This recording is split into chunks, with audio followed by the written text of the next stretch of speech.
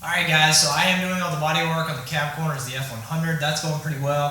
One side almost done, the other side I've got my first layer of mud on there. Should have this done in a couple of days, but in the meantime, as you can tell, it is extremely dark in here.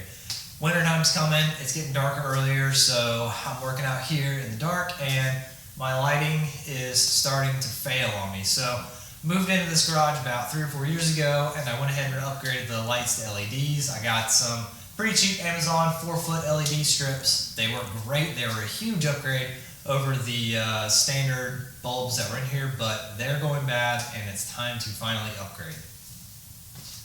Alright guys, about halfway through installing these, I figured I'd show you what I had versus what I'm replacing them with. So this is what I got whenever I got the house. They're just pretty cheap. I think it was 130 bucks for 4 lights. These are 4-foot lights. They honestly, I was very disappointed when I got these lights because they were so light, like physically light. And I thought I was gonna be super disappointed with them. But when I plugged them in and had them running, I was actually incredibly impressed. These lights were a huge improvement over what I had in here originally. But now we're going with these.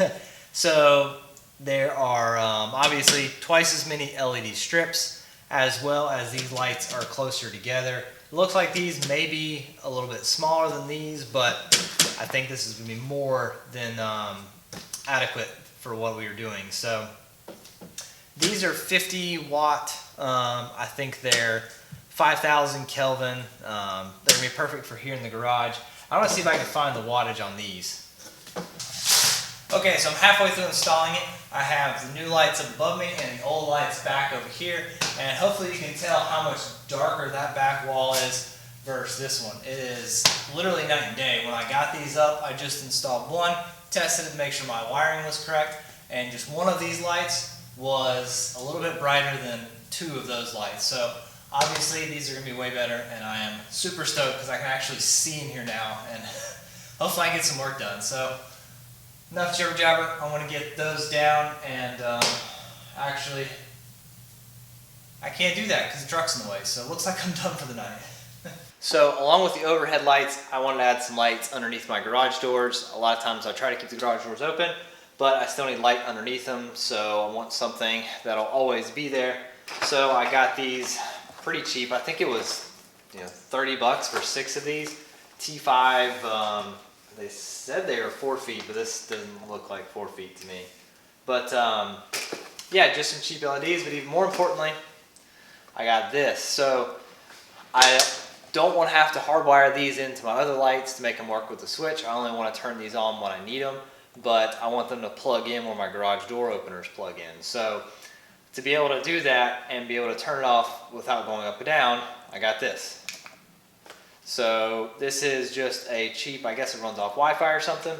Has this box that your plug sits in, and then you can turn it on and off of this. And I've got 3 of these actual connectors, so I can have, one garage door, the other garage door, and I can also power something else. So pretty stoked for these. I'm not going to install these tonight. I need to do some research on how people run their wires and everything, and get those put up there. But this will definitely finish off the lighting in the garage for me, which is awesome.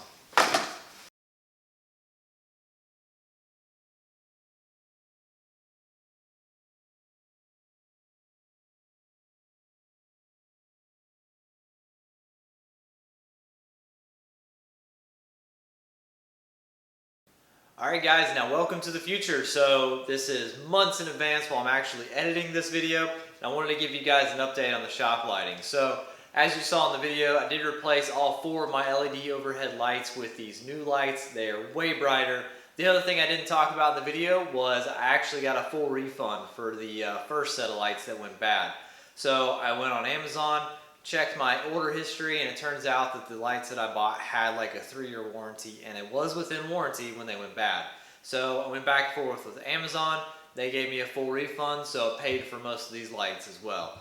And I also have these T5 lights mounted to the garage door rails. So I want to show you guys what those looks like and how much brighter it makes my garage.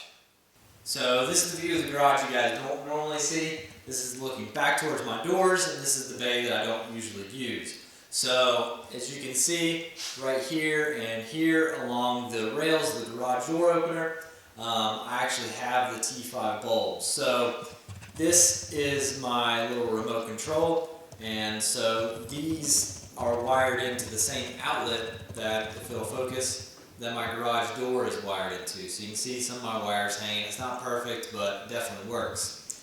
So the nice thing about this is I can wire to a switch. So I hit my button, and now this entire back corner is lit pretty well. It definitely makes a big difference. The biggest difference is when my garage doors are actually open. So I ended up investing a little bit of time and a little bit of money into this, but it really makes my garage a much better place to work. I don't have to use headlamps all the time when I'm working on items, and I don't have to drag around my video lights as well. I used to have to pull these lights around to make it so where you guys can see well for the videos so we can have good shots. But now, to be honest with you, I typically don't have to.